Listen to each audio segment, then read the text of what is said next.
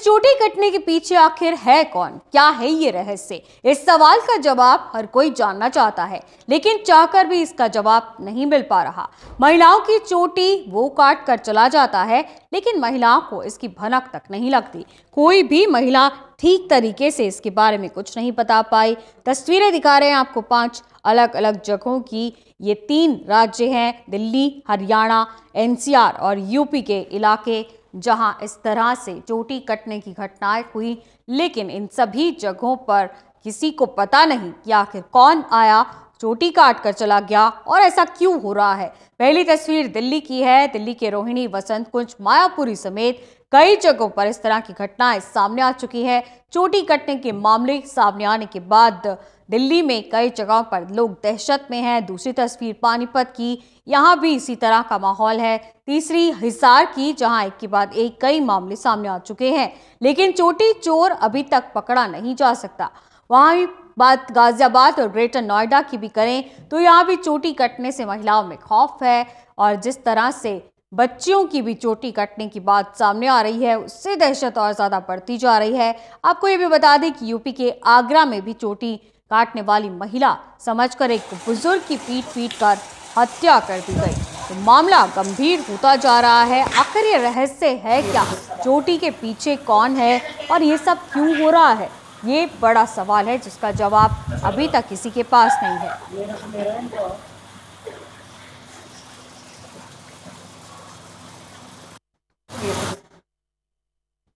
तो बात दिल्ली की अगर करें तो दिल्ली के मायापुरी इलाके में एक ही परिवार की 4 लोगों के बाल काटने की वारदात सामने आई। घटना के बाद दिल्ली पुलिस को इस मामले की जानकारी दी गई। मौके पर पहुंची दिल्ली पुलिस ने कई घंटे तक मां और उसकी 3 बेटियों से पूछताछ की। जांच के लिए फोरेंसिक टीम को भी बुलाया गया। दिल्ली पुलिस सूत्रों की माने तो पुलिस को परिवार वालों के पास से एक कैंची भी बरामद हुई जिसमें बाल लगे हुए हैं। इस पूरे मामले पर पीड़ित परिवार से बात की हमारे संवाददाता जतिन शर्मा ने। दिल्ली में बाल काटने की वारदातें लगातार बढ़ती जा रही है। मायापुरी इलाके में भी एक ही परिवार की 4 महिलाओं के बाल काटे गए। वो परिवार हमारे साथ मौजूद है, उनसे जानेंगे कि क्या हुआ था उनके साथ। मैम, आपसे आना चाहूँगा कि क्या हुआ था, कैसे पता लगा आपको कि आपके भी बाल काटे गए? मैं रात को सो रही थी, 3 बजे करीब मेरी नींद खुली। मैं वॉशरूम गई, उसके बाद आके देखा तो मेरे बाल कटे हुए थे। मैंने अपने हस्बैंड को उठाया कि भाई मेरे बाल कटे हुए हैं, उठो देखो जल्दी से। फिर उठे वो। बेटियों को भी मैंने बोला, मैंने कहा इनके भी देखो, लड़कियों के बाल तो नहीं कटे हुए कहीं ये, क्योंकि अफवाह और इतनी उड़ रही है। क्योंकि मथुरा में, आगरा में भी आज सुबह देखा था कि भाई हो रहा है। तो फिर लड़कियों के देखे तो लड़कियों के भी बाल कटे हुए थे। और बस इसकी बड़ी बेटी की, मेरी की चुटिया कटी हुई थी। और कुछ आभास हुआ मैम कि कोई आया यहाँ पे रात को, या जब बाल कटे आपके तो आपको कुछ आभास हुआ? क्या कुछ फील हुआ आपको कि कोई आया था यहाँ पर? नहीं, हमें ऐसा कोई फील नहीं हुआ। कई घंटों तक पुलिस आपसे पूछताछ करती रही, तो क्या कहना था पुलिस का कि क्या वो इन्वेस्टिगेट कर रहे हैं या आप लोगों पर ही डाउट कर रहे हैं? हाँ, वो शायद हम पे ही डाउट कर रहे थे घर पे कि बच्चों ने ना काट लिया हो। क्योंकि उन्होंने मुझसे पूछा था कि आपके घर में कोई कैंची वगैरह है, तो मेरे पास कैंची तो थी ऑलरेडी, हर सबके घर में होती है, तो मेरे पास थी, तो मैंने उनको निकाल के दे दी मेरे हस्बैंड ने। तो उस पर बाल लगे हुए थे। तो उनका मानना यही है कि भाई कहीं बच्चों ने खुद ही आपस में कहीं मजाक ना करा हो कि काटे हैं, या फिर मेरे हस्बैंड पे या फिर घर के किसी मेंबर पे। आपको क्या लगता है, क्योंकि आपका घर मैंने देखा चारों तरफ से बंद है, एसी लगा है, तो जाहिर है कि खिड़कियां दरवाजे भी बंद होंगे, तो क्या लगता है कि क्या ये अंधविश्वास है या वाकई कोई आया था या परिवार की किसी की शरारत है? परिवार से तो नहीं है किसी की भी शरारत, और बाहर से कोई आ नहीं सकता क्योंकि अंदर से बंद था दरवाज़ा। जाहिर सी बात है कि कुछ लगता है कि पुलिस जांच में सहयोग कर रही है या आपके ऊपर ही पूरा ब्लेम डालने की कोशिश कर रही है? अब ये तो मैं कैसे बताऊं आपको क्योंकि उन्होंने बोला तो है ही है बच्चों को कि सच बताओ बेटा, अगर आपको कुछ ऐसा है तो, नहीं तो फिर नार्को टेस्ट होगा और मतलब हम फिंगरप्रिंट वगैरह लिए जाएंगे। मतलब जैसे बच्चों को डराया जा रहा हो। ये वही कमरा है जहाँ पर ये सोई हुई थी अपने बच्चों के साथ, ये वही बिस्तर है। बड़ी बेटी है इनकी, इनसे भी हम पूछ लेते हैं। आपके ऊपर पुलिस डाउट कर रही है, क्या कुछ कहा पुलिस ने आपसे कि आपने पूरे परिवार के बाल काटे? क्या पूछ रही थी पुलिस आपसे? ज़्यादा नहीं, बस मेरे से इतना बोल रही थी कि बेटा आप सच बोलो, क्योंकि फैमिली पे अगर कुछ बात बनेगी तो फिर इज्जत सभी की ख़राब होती है। क्योंकि अभी आपने बाल काट दिए अपनी पॉपुलैरिटी के लिए, कह रहे कि अपनी पॉपुलैरिटी के लिए भी लोग ऐसे करते हैं, और मुझे तो लग रहा है आपने इसी के लिए करा है। मैंने बोला मेरे को पॉपुलर होना हो तो मैं फालतू काम क्यों करूँगी, अपना कुछ बन के दिखाऊँगी ना। 3 बेटियां और उनकी मां, उनके बाल काटे गए। महिला आयोग भी यहां पर पहुंची थी, स्टेटमेंट लिए गए हैं। जो दिल्ली पुलिस यहां पर पहुंची थी, यहां से भी पूरे सैंपल्स लिए गए हैं। दिल्ली पुलिस हालांकि जांच का आश्वासन दे रही है, लेकिन कहीं ना कहीं परिवार वालों पर भी आरोप लगा रही है कि किसी की शरारत भी हो सकती है। अब देखना होगा कि इस पूरी वारदात के पीछे सच्चाई क्या सामने आती है। कैमरामैन मनोज के साथ जतिन शर्मा, टोटल न्यूज़, दिल्ली। तो ये मायापुरी का परिवार है जहां एक साथ 4 परिवार के लोगों के बाल कटने की बात सामने आ रही है। लेकिन क्या ये सिर्फ महज अफवाह है? लेकिन अगर बात तर्क की करें, मनोवैज्ञानिकों की करें, उनका क्या कहना है? देश के अलग अलग हिस्सों से महिलाओं की चोटी काटने की बात सामने आ रही है। उत्तर भारत के ही 4 राज्यों में चोटी कटने की घटना से हड़कंप मचा। चोटी कटने की घटनाओं पर जिस तरह से ये घटनाएं सामने आ रही है, उसे लेकर कई सवाल खड़े हो रहे हैं। सबसे पहले ये मामले राजस्थान में सामने आए, फिर हरियाणा तक गए, और इसके बाद अब दिल्ली, यूपी और एमपी तक में इस तरह के मामले सामने आ रहे हैं।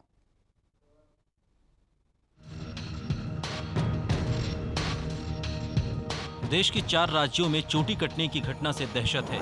आग धीरे धीरे बाकी राज्यों में भी फैलने लगी है। लोग रात रात भर जाग कर पहरा देने को मजबूर हैं।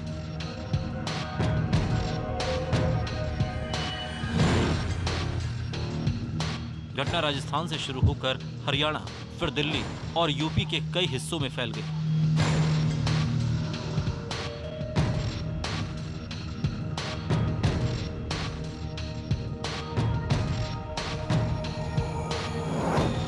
पानीपत, हिसार, फरीदाबाद, गुरुग्राम, करनाल में अब तक कई महिलाओं की चोटी कट चुकी है। लेकिन महिलाओं की चोटी कौन काट रहा है, ये किसी को नहीं पता।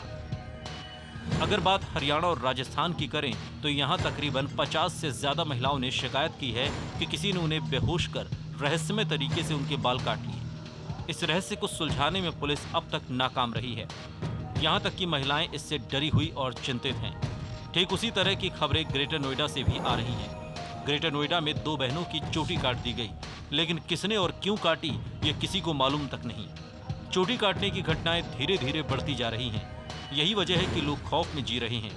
न रात को नींद आ रही है, न दिन का चैन। सोने में भी लोगों को डर लगने लगा है। आखिर कौन है ये? क्या दुश्मनी है इसकी? महिलाओं की चोटी से क्या ये कोई अफवाह तो नहीं है, या किसी की साजिश है जो लोगों में खौफ पैदा करना चाहती है? ये वो सवाल हैं जो इन 4 राज्यों की जनता ढूंढ रही है। Delhi desk, total news. तो सवाल का जवाब सभी ढूंढने की कोशिश कर रहे हैं, लेकिन जहां तक बात इस पूरे मामले की तर्क की है तो ऐसा लगता नहीं कि इसके पीछे कोई अंधविश्वास है, क्योंकि यहां अफवाहों का बाजार गर्म है और ये तेजी से फैल रही है। लेकिन इसके पीछे असल वजह क्या है, इसका खुलासा अभी तक नहीं हुआ है। लेकिन ये भी कहा जा रहा है कि इस तरह की अफवाहों को आगे ना बढ़ाएं और लोगों के दिलों में अगर डर है तो उसको भी निकाला जाए। दक्षिणी दिल्ली की अगर बात करें तो यहाँ वसंत कुंज इलाके की गिनती यूं तो दिल्ली के पॉश इलाकों में होती है, लेकिन चोटी का खौफ यहाँ भी दिखाई दिया। दिल्ली के पॉश इलाके में भी चोटी कटने का एक मामला सामने आया, जिसके बाद पूरे इलाके में खौफ फैल गया। आजकल कटी हुई चोटी कहीं भी दिखाई दे तो लोगों में दहशत फैल जाती है। देखिए, यह है वसंत कुंज का एक पार्क। यहाँ भी महिला की चोटी कटी हुई पाई गई। पार्क में टहलने आए लोग चोटी देखकर दहशत में आ गए। हालात ये हो गए कि लोग नीम के पत्ते लेकर घर जा रहे हैं। घरों के बाहर नीम के पत्ते और मेहंदी की छाप लगा दी गई है। कभी बिल्ली हो जाता है, कभी मतलब कुत्ता बन जाता है। चोटी काट लेते हैं लोग। चोटी काटने से तो सभी को तो डर लग ही रहा है। तो क्या ये नीम के पत्ते लगाएंगे? कह रहे थे, ऐसे टीवी में बताया ना, मतलब नीम के पत्ते रखो घर पे, मेहंदी का छाप रखो, तो थोड़ा मतलब हो सकता है इन सब से अंदर ना जाए घर के। हम कोई जगह में हो रहा है, सुन रही हूँ, टीवी में देख रहा हूँ। आज यहाँ पार्क में भी यहाँ पे पार्क में। अच्छा, यहाँ से हमेशा आप लोग जाते आते रहते हैं? हम लोग तो सारा समय इधर से जाते आते कर रहे हैं। स्कूल जाते हैं, रखने जाते हैं, लेने जा रहे हैं। अफवाहों का बाजार गर्म है। चोटी कटने का वीडियो पूरे इलाके में वायरल है। हालांकि कुछ लोगों का मानना है कि अफवाह से ज्यादा कुछ नहीं। ये जो मतलब मीडिया वाले जो बोलते हैं ये सब अफवाह ही एक तरह से, और क्या, और जो लोगों के दिलों में ये जो दहशत है वो सब इसी वजह से फैलती जा रही है, जिससे लोग डर रहे हैं। अच्छा, कई लोग आपके इलाके में नीम के पत्ते लगा रहे हैं या फिर वो लोग डर के ऐसा कुछ नहीं है, ये जो पुरानी सोच है ना उसी की वजह से सब लोग ऐसा कर रहे हैं।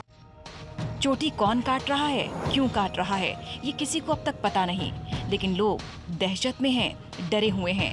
लिहाजा लोगों के इसी डर का फायदा शरारती तत्व भी उठाने लगे हैं। टोटल न्यूज़ के लिए दिल्ली से राकेश सोनी की रिपोर्ट। तो इसमें कोई दो राय नहीं कि शरारती तत्व इस तरह की अफवाहों का फायदा उठाकर अपने मंसूबों को अंजाम दे रहे हैं। ऐसे ही मामले बढ़ते नजर आ रहे हैं, इसलिए सलाह यही दी जा रही है कि घबराएं नहीं, डरे नहीं और अफवाहों पर ज्यादा ध्यान न दें, क्योंकि इस तरह की चीजें होना बहुत मुश्किल है। ये सिर्फ महज अंधविश्वास को बढ़ावा देने जैसा है और एक के बाद एक लोग जिस तरह से अपनी आप बीती सुना रहे हैं उसमें कहीं से भी ऐसी बात सामने नहीं आ रही जिस पर तर्क के आधार पर यकीन किया जा सके। बहरहाल बात इन्हीं ऐसी घटनाओं की करें तो पानीपत में भी ऐसा मामला सामने आया। यहाँ भी महिला की चोटी कटी और यहाँ के निजामपुर गांव में एक महिला ने दावा किया कि सुबह 4 बजे किसी ने पीछे से आकर उसकी चोटी काट ली। महिला के मुताबिक आरोपी ऊंची कद काठी का था और काले रंग के कपड़े पहन रखे थे।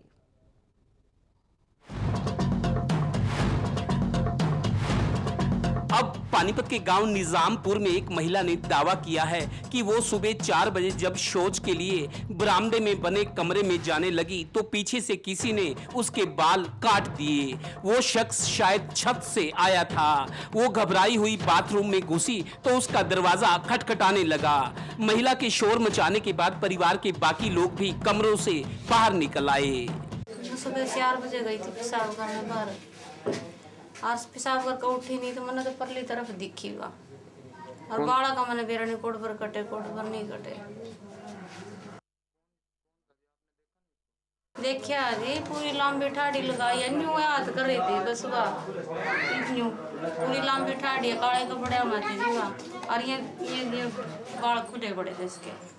महिला का नाम मीना और उम्र 35 साल के करीब है। इस घटना के बाद मीना के घर में ही नहीं गांव और दूर दूर तक इसकी चर्चा है। एक बुजुर्ग का कहना है कि उसने सुबह 4 बजे गली में किसी के पैर भी देखे। आदमी की शिकल नहीं दिखी, मन तो ये टांग दिखी, भीतर लोटे नहीं। उसका मन तो आदमी दिखे भाई 4 बजे घूमा, आदमी घूमने लग जाए। हमने देखना क्या था उसका, पहचान में नहीं आया, पहचान में नहीं, मुंह नहीं दिखा उसका।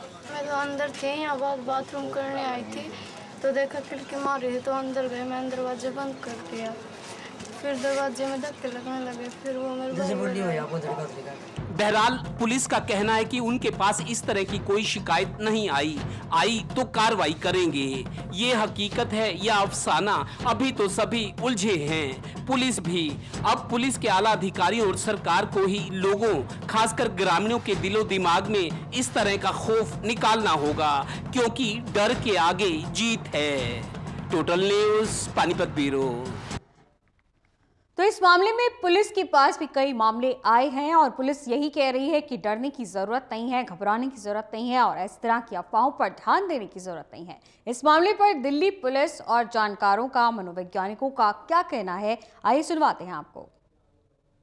देखिए, हमारे आउटर डिस्ट्रिक्ट में 2 PCR कॉल आई है। एक परसों आई थी, एक आज जो रात बीती है। दोनों ही मामलों में जो इंक्वायरी की गई है ये पाया गया कि घर अंदर से लॉक था, पूरी फैमिली थी, 4-5 लोग, और पूरी तफ्तीश करने के बाद, इंक्वायरी करने के बाद ये निष्कर्ष आया है कि किसी भी बाहरी आदमी का रोल नहीं हो सकता है। Either an insider is involve or it may be self chopped, but ये इंसिडेंट जो है इसको इस तरीके से डिपिक्ट किया जा रहा है जिससे लोगों में भ्रम पहुंच रहा है। और फ़िलहाल हमारे नॉलेज में इतना है, हमने इसको पूरा वेरीफाई कराया है, तो ये इंसिडेंट ऐसा इसका फैक्ट है। सबसे पहली बात यह है कि ये बड़ी अच्छी बात है कि पुलिस महकमा और समाज की तरफ से पुलिस महकमा और सरकार मानसिक स्वास्थ्य और मनोविज्ञान के पहलुओं का महत्व समझ रही है। एक बार पहले हो चुका है 2001 में, जब वो बंदर मानव वाली बात चली थी, तब भी दिल्ली पुलिस ने इबास से रिक्वेस्ट किया था और इबास ने दिल्ली पुलिस से मिलकर बड़ी अच्छी इन डेप्थ स्टडी की थी गहराई से। ये दूसरा मौका है 15-16 साल के बाद।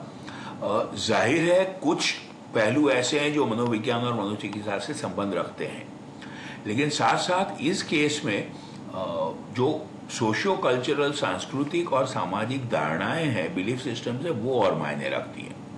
मसलन अगर किसी बात पे न सिर्फ मेरी धारणा ऐसी हो कि ऐसा होता है, लेकिन अगर मेरे कल्चर के, मेरे गांव के, कस्बे के ज्यादातर लोग भी उसमें मानते हों, तो वहाँ आसानी से साइकियाट्रिक या साइकोलॉजिकल डायग्नोसिस नहीं बनाते। आप देखिए, ये अफवाह के आधार पर इस तरह की भ्रामक कुछ असामाजिक तत्व हैं जो इसको फैला रहे हैं।